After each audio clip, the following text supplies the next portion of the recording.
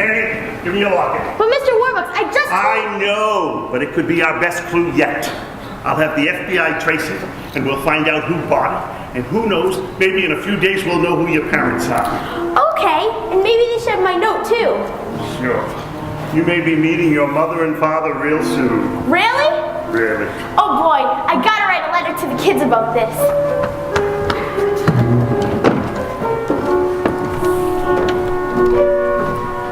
What a thing to occur, finding them, losing her.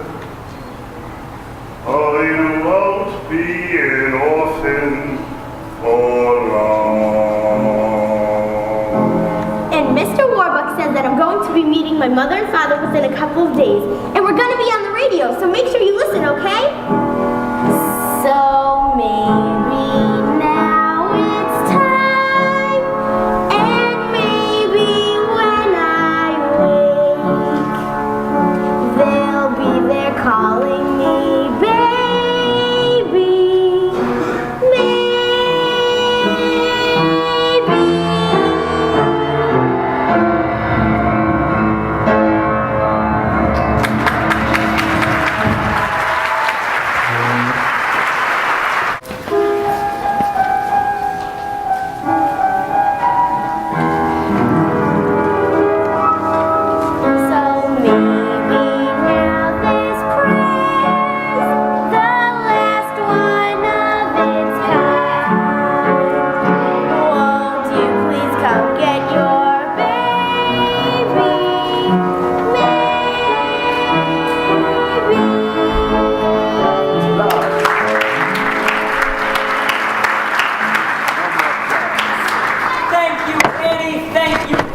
On America's favorite radio program, The Oxygen Hour of Smiles, starring your old softie, Bert Healy. A moment of tears. Say something. Thank you, Bert Healy. But still, remember, folks, smile, darn ya, smile. Right, wacky, smile, darn ya, smile. Say, wacky, who's that who just walked into our WBAF studio? Well, it's none other than the wealthy industrialist and Wall Street tycoon, Oliver Warbucks.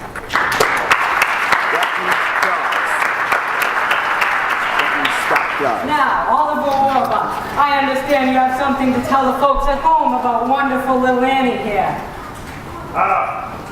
Good evening, Bert Healy.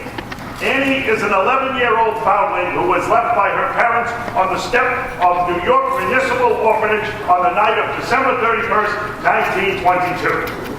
And aren't you now conducting a coast-to-coast nationwide search for Annie's parents? Yes, Bert Healy, I'm now conducting a coast-to-coast nationwide search for Annie's parents. Drum page. Furthermore, I'm offering a certified check for $50,000 to any person who can prove that they are Annie's parents. Wow. Oh, wow. So Annie's parents, if you're listening in, write to this station, WBAF New York, or directly to him at my home, Bert Healy. At my home, Bert Healy, 987 Fifth Avenue, New York, New York. That's 987 Fifth Avenue, New York, New York. And I would like to take this opportunity to thank the makers of an all-new Oxygen toothpaste with Miracle L64 to fight bad breath for letting me appear here. I just did it the commercial. Good night, Oliver Warbucks. Lord.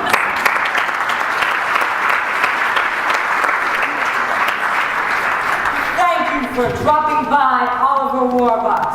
So Annie's parents, if you're listening, there's $50,000 and a wonderful daughter waiting for you. So get in touch right away, you hear? Hey Bert, isn't it time once again for the lovely Boylan sisters? It most certainly is, wacky.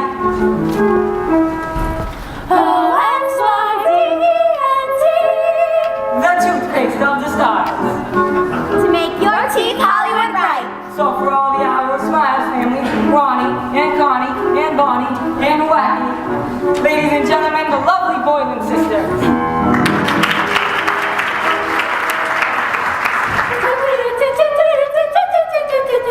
Your clothes may be gold rumbling. They stand at a mile above the you're never fully dressed. You're never dressed without an S-M-I-L-E spelled on you. Yes, ladies and gentlemen, this is your old boy, Bert Ely, saying until next week, same time, same station, bonjour, buenas noches, buenos sera, and gosh darn it, I almost forgot, good night.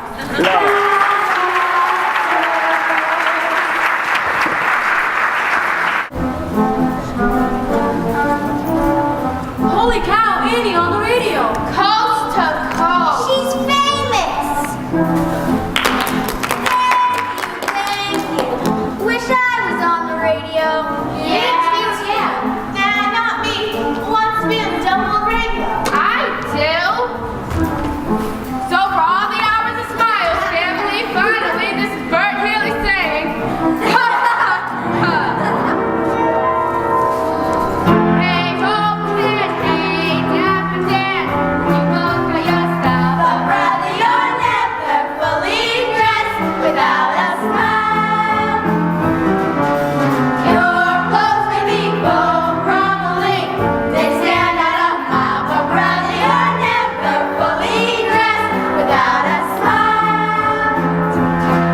Who cares what they're wearing? All mysteries are several. It's what you wear from ear to ear, and not from head to toe. That matters. Our lovely Boylan sisters. So Senator, so janitor, so long for all while, but brother, you're never fully dressed. Though you may wear the best, you're never fully dressed without a smile. Smile, smile, smile, tiny smile.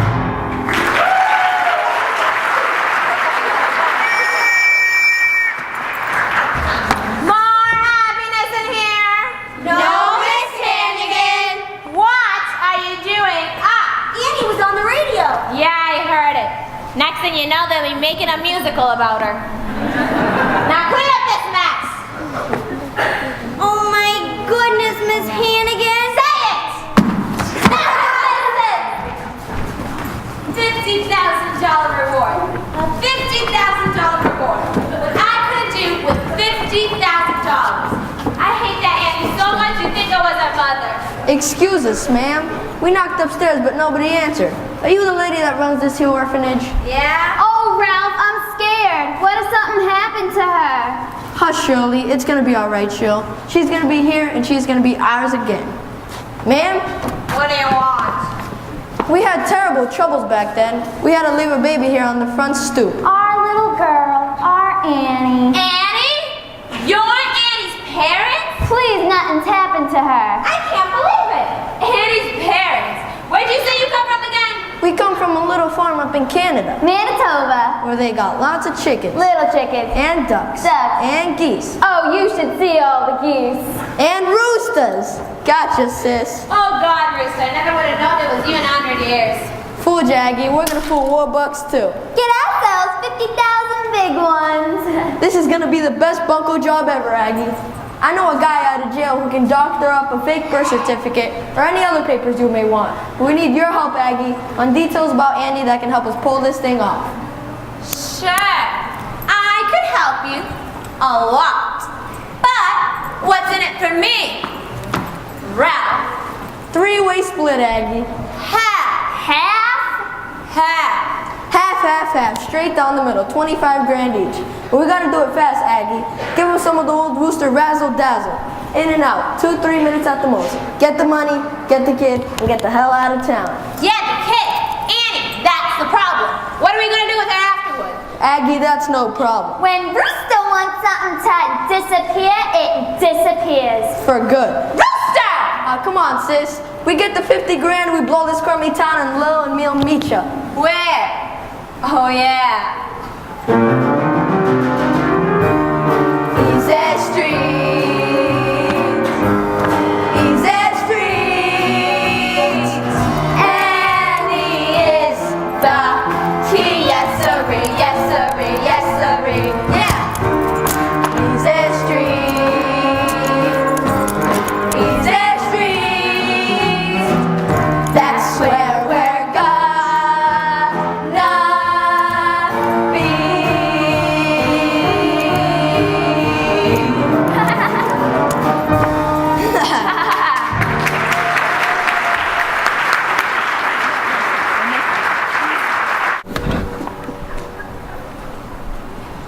President Roosevelt has so far lived up to none of his lofty campaign promises. All we have had from Franklin D. Roosevelt and his so-called brain trust is a great deal of high-flown talk and virtually no action in a nation racked by poverty, misery, and unemployment. It is deeds we want from the White House, not words. In short, Mr. President, if you are listening, we've had enough of your fireside chats. It is time. Criticism! Damn it, nothing but criticism! I know. It's awful. Has anybody seen the Washington Post today? My friends, I say again, the only thing we have to fear is fear itself. You've already been elected, Franklin. Every cloud has a silver lining. That's a bad one. You're never fully dressed without a smile. There we go. Franklin, Oliver Warbucks is friend. Please show them in. Hello, Oliver. Oliver, how nice to see you. It's good to see you, Mr. President. And what do we have here? Oh, Mr. President, this is my good friend Amy. She so wanted to meet you that I couldn't resist bringing her along just to say hello. Annie, the young lady that was on the radio. How do you do, President Roosevelt? Very well, and how do you do? Fine. Thank you. Well, folks, I think it's time to begin. Now, Annie, if you'll just wait right up there. Excuse me. Annie, she can stay. Having a child in the room will be a good thing for us. Thank you, Mr. President. Well, shall we begin?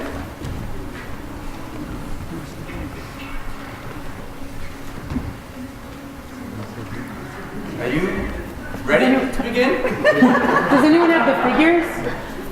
Mr. President, I have the latest figures here, and I know that they are right because they were checked by Ms. Serino, Mr. DeFranco, Ms. Besson, Mr. Jacey, Ms. Flynn, Ms. McNamara, and Ms. Duncan. And they are excellent at what they do. There are now 15 million people who are unemployed and another 50 million people with no visible means of support. I do not believe that unemployment is our worst issue at hand. We have received recent dispatches from Germany. Sir, war is at hand. Germany, hell, there are people starving in this country.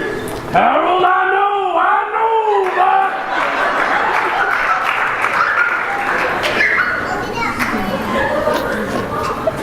Gordell! For people who are starving, there is no long run. Trouble is, it's happening all at once. You've seen the stock market's taking another dive. Sit-down strikes, riots. Floods, dust storms. And the FBI hasn't caught Al Capone. But at least we all agree on one thing. The situation is hopeless and getting worse. Harold, can I see those figures? The sun will come out tomorrow. Bet your bottom dollar that tomorrow there'll be sun. Just Quiet, little girl. Harold! What did you say, Annie? No, it's all right. Go ahead, my dear. just It's thinking.